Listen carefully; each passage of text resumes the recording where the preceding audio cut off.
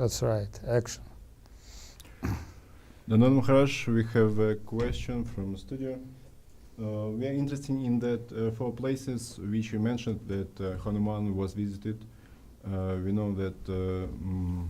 Okay, I got your point. That's a good question. Well, first of all, my Dandavat Pranam to all the devotees. And one of the questions Sabal Prabhu asked about Hanuman, which visit different places of worship on a daily basis. We can also take things directly from scriptures, because we can understand super divine personalities like Narada, Hanuman. They have no problem with time, place, and circumstance. So they can travel through all universe for the service necessity, but also we can understand that Hanuman had the mystic powers and he could jump different places. So it says he worshiped like Badrinath, Dwarkanath, Jagannath, and Vrindavan, something like that.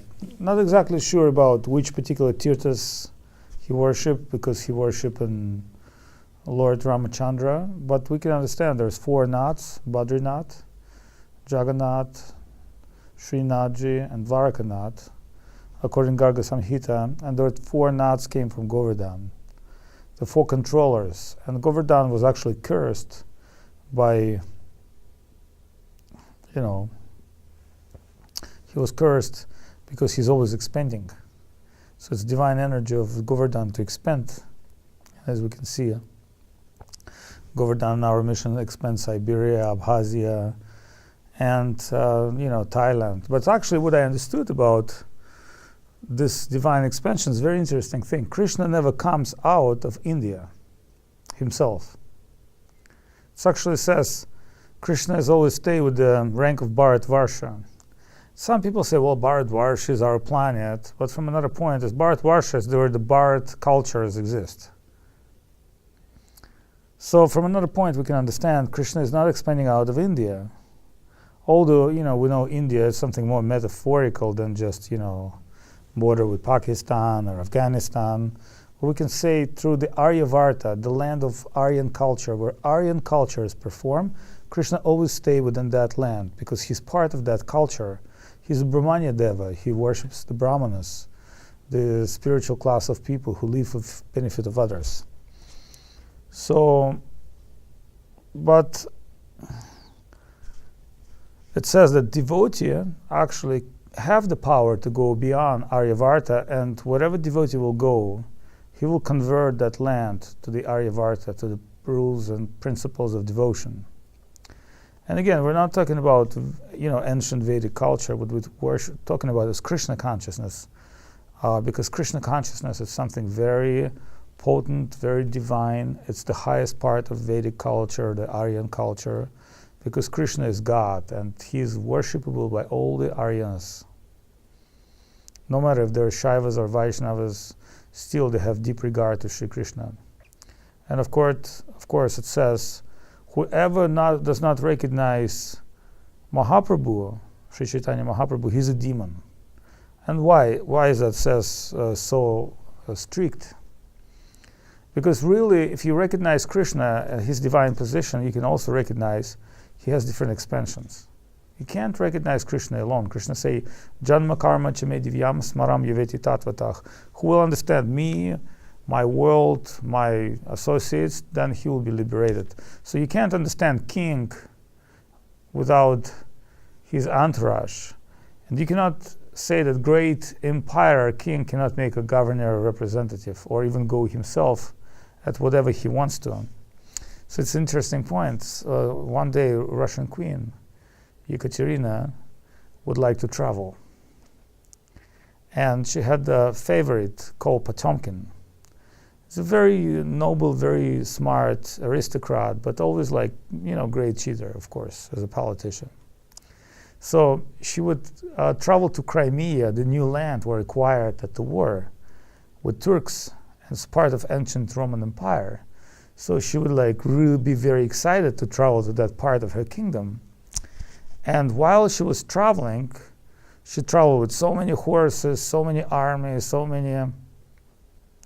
So this General Potemkin would send a construction team on the way and set up beautiful facade villages and restaurants and beautiful things, because she knows which part of Russia she's going to pass.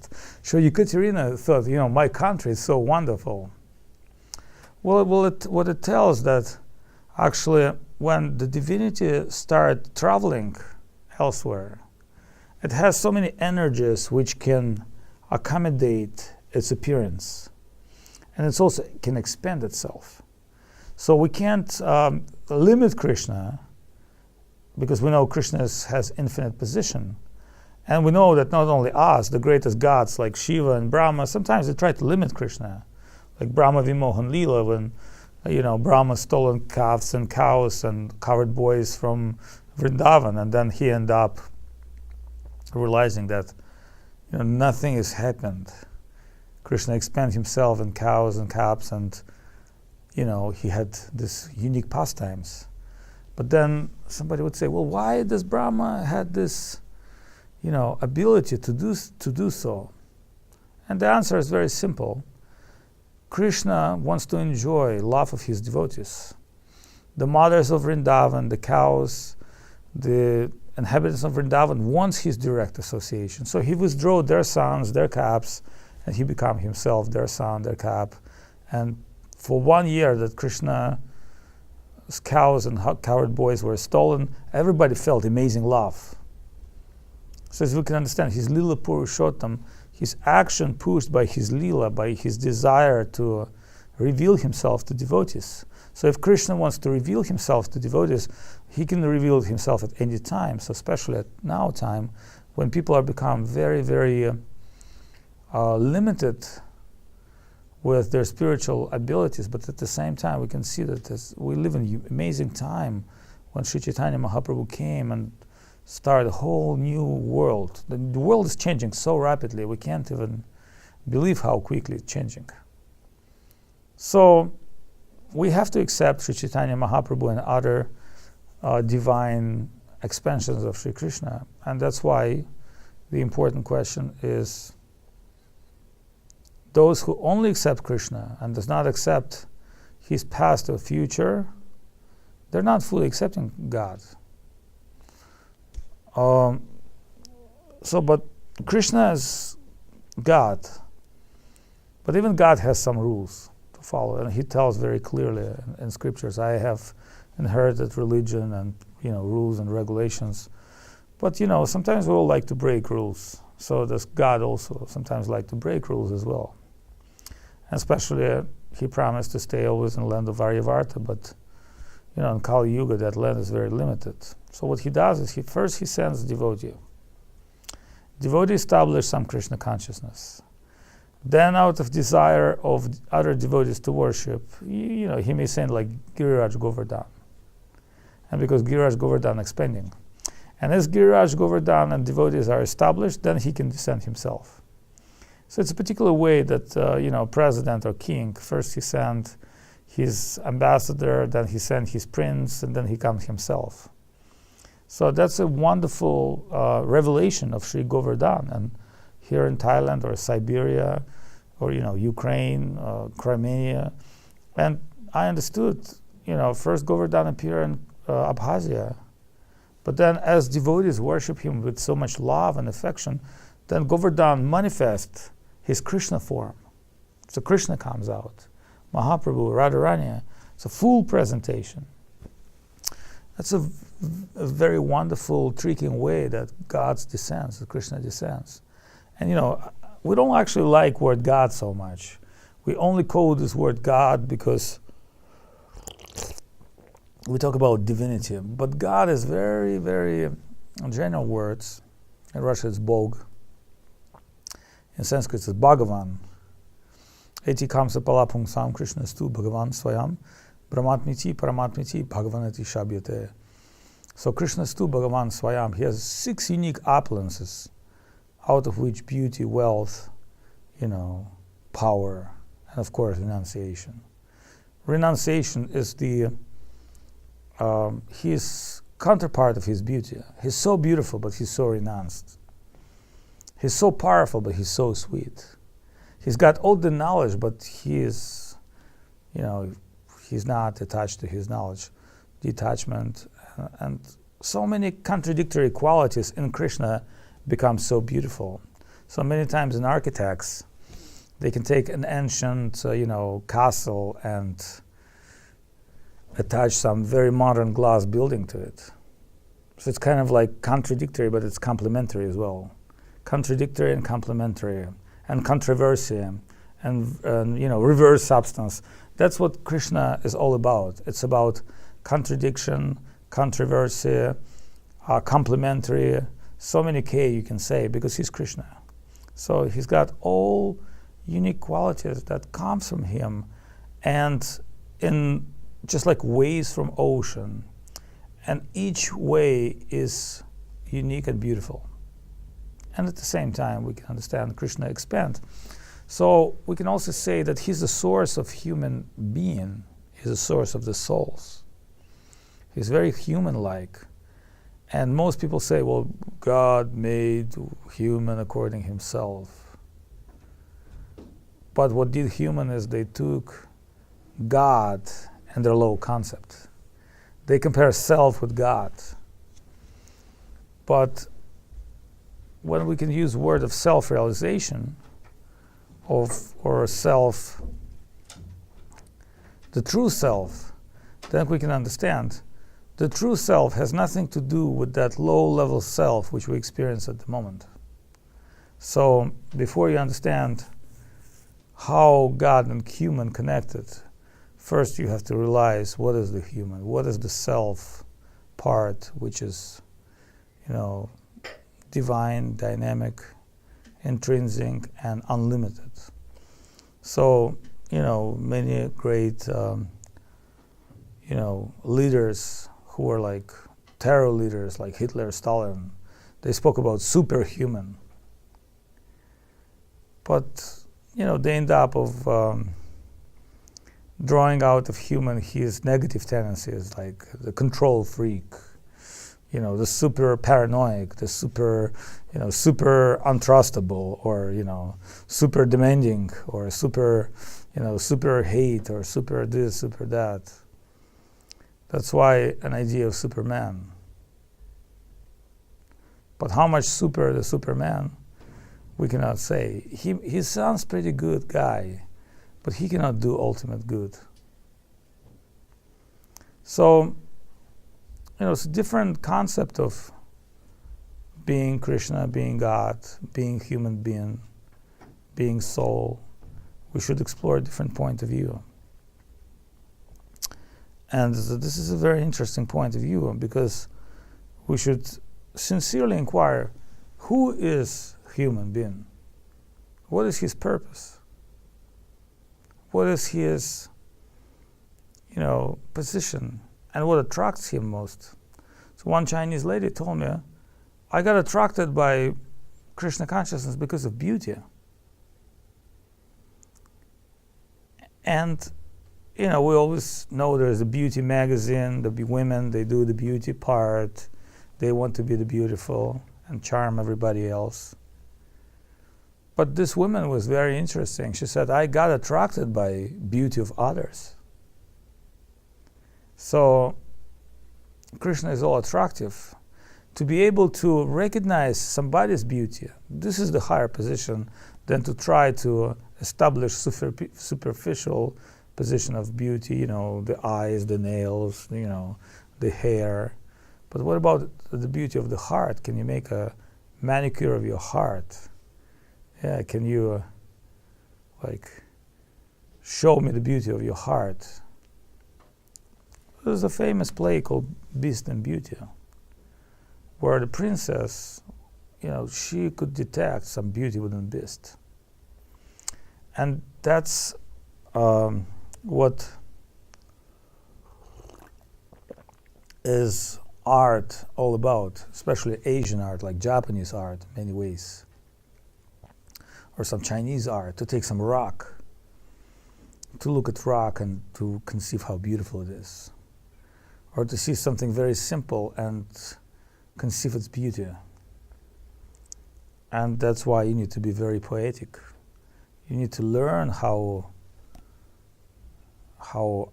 identify beauty, and how you do that in association with those who have the eye for beauty. That's why we have the museums and collections. That's where things acquired, and there's a qualified, museum attendants that they will explain to you why it's in museum, why it's beautiful.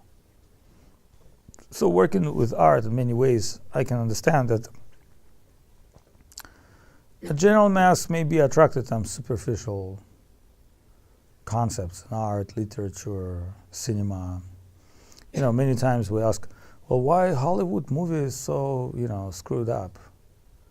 Because it's meant for screwed up people.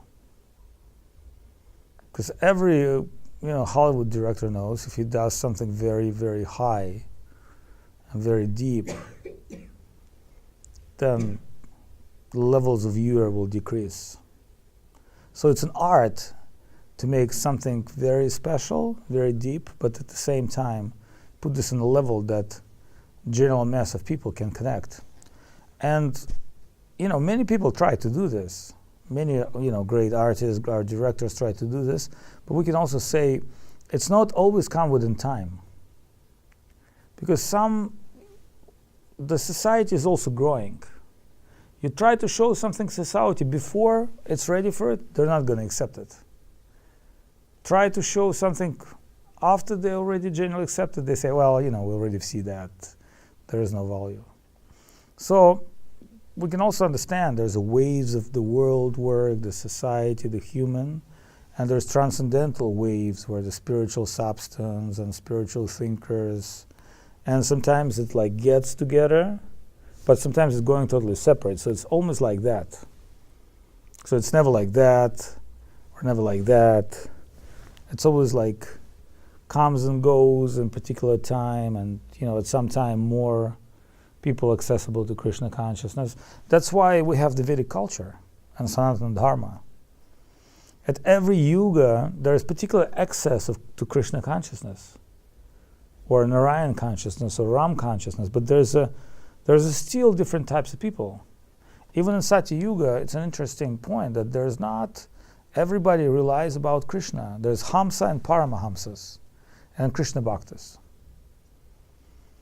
So sometimes it leads to millions of lives when you read Garga Samhita and other books. Those, sages got the blessings of Ramachandra to be born, after so many millions of lives, after the gopis of Vrindavan. It's almost like that. So you can be a sage a million years before, and then you come to Krishna consciousness in this Kali Yuga. So my question is, what do you do in the transit time? Smoking cigarettes, do nothing, wait until the blessings will fulfill? Of course not. It means Chakudana Dila Jai Janmi Janmi Prabhu say, it means you're going life after life. So in Chaitanya Charitamrita, many stories Kirchor Gopinath or Sakshi Gopal, there were stories you my servant life after life. I'm your servant. Yes, you are. Can I remember that? No, well, what's necessarily you'll remember that intrinsic taste will awaken your heart. That's why, see, we're not so much afraid of a death. Physical death, it's not a big deal for us because we're not believing in the ultimate physical body and all in all. Actually, it's changing clothes. If you really read Bhagavatam or study some scriptures, that's what it is. The physical death is not a big deal.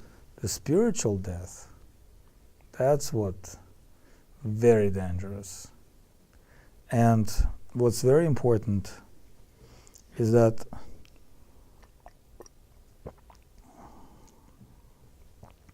we survive physical death many times. Socrates say that. If death is going to sleep, what can I do? I go to sleep every day. But in one lecture, Guru Maharaj has mentioned Mother Teresa. She said, well, physical death or physical invalidity, It's bad, it's sad, but it's part of the world. But spiritual invalidity and spiritual death, that's like a serious problem. And that's why impersonalism, Buddhism, and a hardcore Mayavad philosophy, that's what leads to spiritual death. When you deny God, when you deny self, you deny existence, you deny consciousness, and you just want to go back to zero. Like, you don't want to be zero. There is a stage of consciousness where you can become a zero, but it has zero value as well. So Srila Guru Maharaj would quote many times and say, positive progressive immortality. The immortality meant to be positive and progressive. How positive? That it has to increase every moment and every second. So when Saraswati Thakur were asked, so how much you like these preparations of the food, prasadam? He said, one is better than another one. That's what everybody wants. They want the iPhone, one is better than another one, the next version. Everybody wants the food, the computer, the films. Everything needs to be progressive. And everything has to be so dynamic progressive that, every day you want to have some progress. Well, that's about what Krishna consciousness is. But, in our spiritual life, sometimes we feel we're stuck, we're stash, we have no progress, where nothing is progressive, nothing is aspiring. So when Saraswati Thakur's sannyasis came to him and said, we really don't feel anything. We really don't feel any progress. And, we've been, devotees for a long time and preaching. And Saraswati said, well, you really don't feel anything? They said, yes, Gurudev. He said, really, you don't feel any progress? Yes, Gurudev. He's like, oh, thanks God. He would come and tell me, like, you're such a great progressive personality. You're like, you're chanting and it carries you. Like after 18 years in Krishna consciousness, you should realize that's not what this Krishna consciousness is all about. But then somebody said, well, I've read in a book, there's a stage where you overcome anartha nivriti and you're like so, you're in love with Krishna Nam and you're like dance and chant. Yes, it is. There is this stage. But to think the stage is something cheap or the stage something,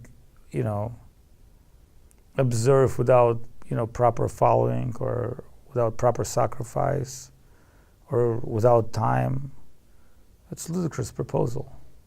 It's almost like you plant the seed of potato and you want to take out tomorrow and eat it. That's not going to work. So it takes some time to realize certain things about Krishna consciousness. How much time? Well, sometimes many lives. Sometimes it could be in one moment. You can't really have standard procedures. And in scriptures, you'll see one, Narada, Prahlad, Maharaj Katwanga. There are different types of personalities. Everyone achieved perfection. Somebody is very quick, somebody is like after many millions of lives. But the point is, it says in Gopi's prayers and Mahaprabhu prayers, if you understand about Krishna consciousness, then unlimited lifetimes will be as a blink of an eye, fragment of a second. But if you value what Krishna consciousness is, it's a fragment of a second, millions of lives will pass. And at the same time, with separation from Krishna, the fragment of a second sounds like millions of lives. So it's like how quick you're going to come to Krishna consciousness by going millions of lives. And then when you come to Krishna consciousness, maybe separation from him will sound you like millions of lives. So just imagine. You achieve Krishna consciousness and finally you don't see Krishna. But that's what's in our books, like Madhavendra Puri all the great, Mashachi, like Mother Yashoda, all the great personalities who how you think like Nanda Maharaj can be separated from Krishna every day for like 6 or 7 hours while his son herding cows? He's going to nightmare every day. Like, what are you smoking? It's nightmare for him. A tragedy. He's separated from his son. He's a deep stage of samadhi. And just imagine his happiness, his son is getting back. So it's like come and go, come and go. It's like waves of nectar. I think of that. So, it will be revealed to you in certain ways. Like, that's why sometimes it says, while in a very basic stage, you try to concentrate on Krishna's childhood pastimes.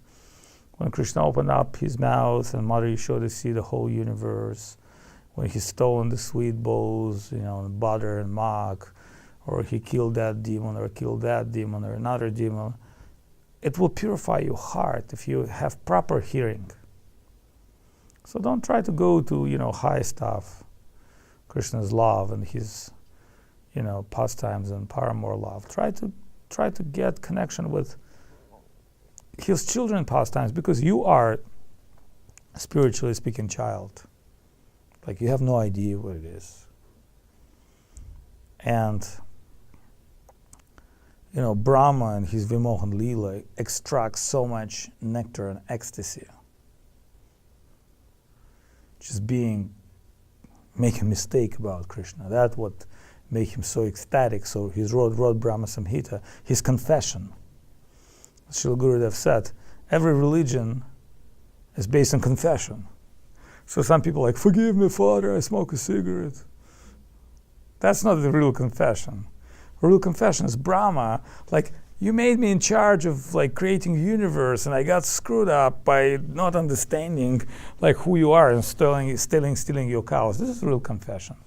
That's dynamic confession. Not like, oh, forgive Father, I did something wrong, Like, you always doing something wrong. You never have done anything right, actually. Forgive me, Father, I have never done anything right.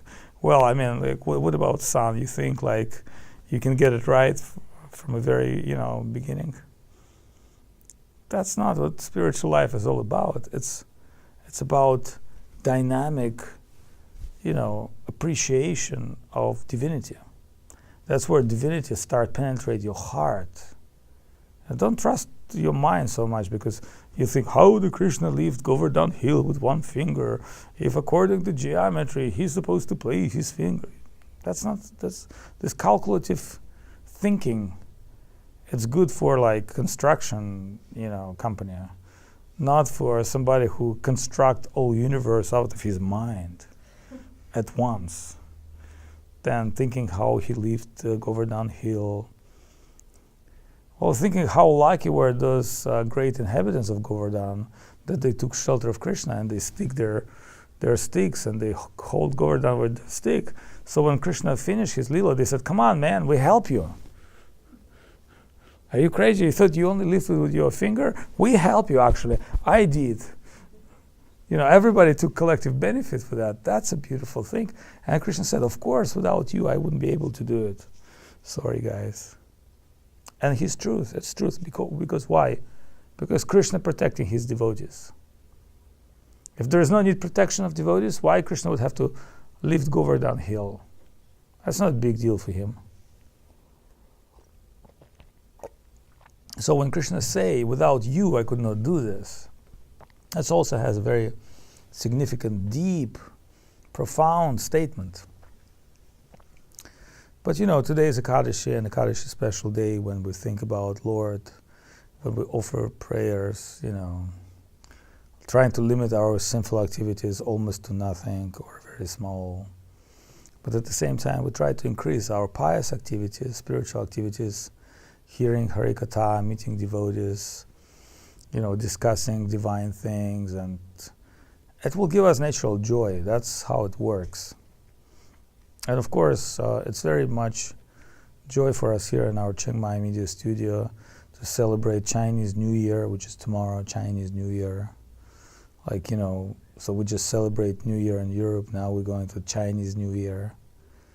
How wonderful it is that every day is New Year, according to some kind of a calendar. And so same as Krishna, he's always celebrating his Leela in one of the universe. In one place he's lifting Govardhan hill, in another place he's herding cow, in the third place he's killing Kamsa. It's ongoing, but what Bhaktivinoda Thakur says is very beautiful. He said it's going on in the hearts of devotee. Just connect your heart to divine YouTube, to divine internet connections, and you always follow Krishna Leela, and every moment it has self-sufficient, it's like repeats, like each shot repeats over and over again. Each shot is ecstatic. Sometimes we see just one shot, looping one shot or one photography, one frame, one point. And sometimes we can understand what is actually movie, it's motion pictures. So Krishna Leela is also motion pictures. Each shot of Krishna's pastimes, one after another, that's what Krishna Leela is. That's why we have this illusory tendency to cinema. We think it's so wonderful because it's a full experience with sound, movement, especially the Indian cinema.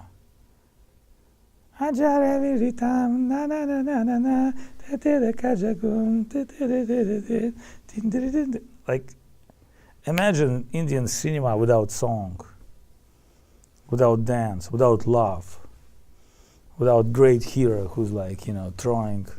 It's all based on Krishna consciousness. But the problem is people eliminate Krishna. Do you understand? They put themselves. They become the hero. They become the Jimmy. And that's very sad, actually, because it's so funny. But people have unique tendency to believe in themselves, actually, which is like very deep philosophical question. What is the self and how to believe in the self? And, self-development, and this is a very funny word. So as you can understand, for many ways, they're superficial concepts. And because we teach with thought, and we follow superficial ideas, and we follow superficial way of thinking, we follow superficial, practices of conceiving world, we exist on superficial plane with our superficial reality. Although it's very superficially substantial. But Srila Bhaktivinoda Thakur, he wrote Tattva Viveka, identifying truth. Learn how to identify truth. Learn how to see behind the screen. Learn how to have deep vision. Learn how to see with your ears and mind. Try to use your mind. That's why I like one Chinese lady when she said, I like to learn how to think. And some people say, well, what is there, you should learn how to think. Yes, you should. It's a philosophy, learn how to think. And does every philosopher know how to think? Well, every philosopher think. But you see, in Western philosophy, it's mostly screwed up with mind and intellect. See, philosophy is the way of thinking, but it's not the way of seeing. The way you see the truth with your pure heart, it's not only require great brilliant mind, it's also requiring great brilliant heart. So when the mind and heart combine together, then when you get the vision. Otherwise it's only mind, that's not gonna help you so much.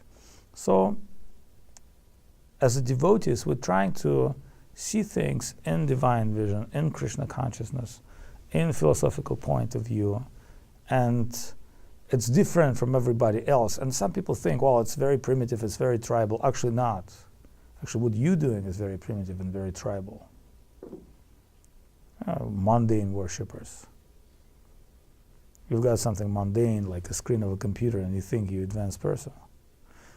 But that's not entirely truth. Look at your, things you look at internet. You see most of them superficial. Yes, internet used to be for the scientists. Yes, internet used to be for military. Yes, but it's become for everybody. Yeah, it's like big dump. But nobody can blame for internet. You'll get many spiritual things there. You get many beautiful things there. But you need to know how to find this. How to find this. So in Krishna consciousness, we need to build our search engine, internal search engine, internal ways to realize things, to see them. And that's why we're in debt for the great association like Srila Maharaj, Srila Govinda Maharaj, Goswami Maharaj, all the great devotees who teaching us how to think. Bhaktivinoda Thakur, his book, Saraswati Thakur, Prabhupada. These people teach us to think in different way. And as we're learning how to think in different way, we start thinking ourselves. We start making our own conclusions. So to conclude this evening talk tonight, we thank very much everyone to participate, and we have a bunch of guests in our studio and devotees, and one short question. Our regular viewer Tapanandini sends her dandavats. Oh, of course. Of course, we very much appreciate our regular viewers, because you have to be regulated in your spiritual life. As you can see, we're, a little bit loose with our screws. We're late for tonight's show, but, we're trying to stay on. And we appreciate people like you and all of our viewers to keep us going. So it's kind of like heart-to-heart transaction. We're not trying to liberate the world. We're trying to share something with those who appreciate spiritual substance. So my dandavats to all of you, and Hare Krishna, and Hari Haraya Nama Krishna Yadovaya Namoha. Yadovaya Madhovaya Keshvaya Namoha. Gopal Govinda Ram Shrimadu Sudhano. Gopal Govinda Ram Shrimadu Sudhano. Giridhari Gopinata Modana Mohano.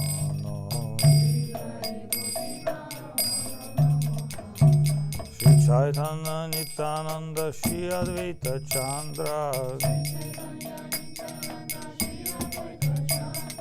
Gadadhara Shivasadi Gaura Bhakta Vrinda.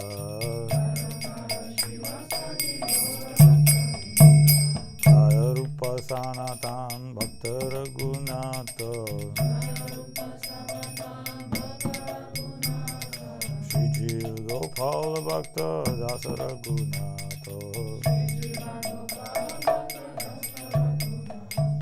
Hey Chai Gosani Kori Charana Vandana.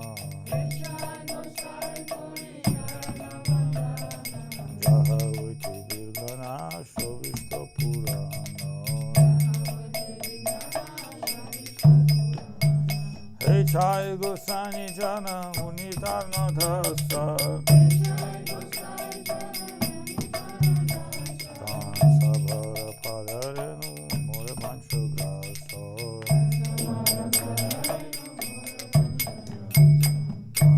Charana Sebe Bhakta Sanivasa. Anmane Janmana Muru He Atilasa.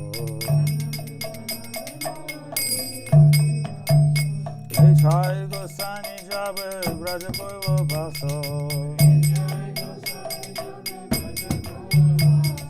Radha Krishna Nitya Lila Kolila Prakasha.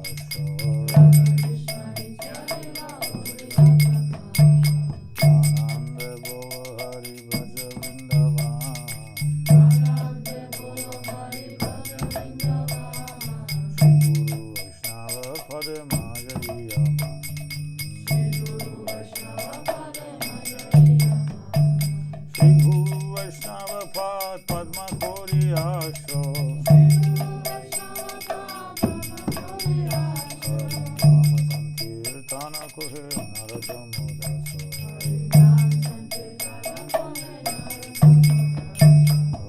Hare Nama Krishnaya Dhovaya Namaha Yadhovaya Madhovaya Shivaya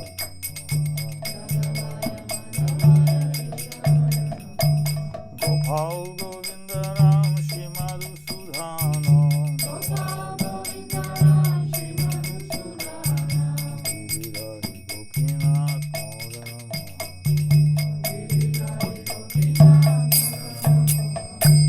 Hare Krishna Krishna Krishna Hare Hare Hare Hare Ram Ram Ram